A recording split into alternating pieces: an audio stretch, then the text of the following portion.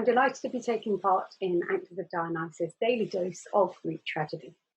Here's an extract from Sophocles Oedipus the King. It's in my own translation, and it's the second messenger's description of Jocasta's death. Beside herself, she came into the palace and headed straight to her marriage bed, tearing at her hair with both hands.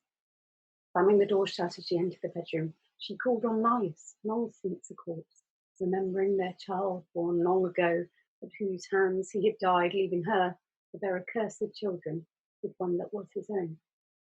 And she wept over the bed where, wretched twice over, she'd given birth to a husband from her husband, and children from her child.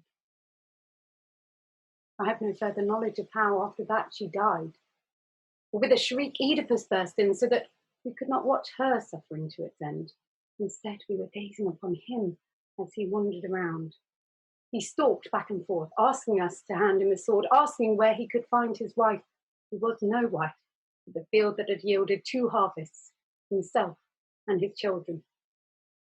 And some divine being showed him the way as he raged. It was none of us men who stood nearby. Crying out terribly, as though someone were guiding him, he rushed at the double doors, forced the bolts inward from their sockets, and fell into the room. And there we saw her hanging, entangled in a twisted noose, swinging back and forth.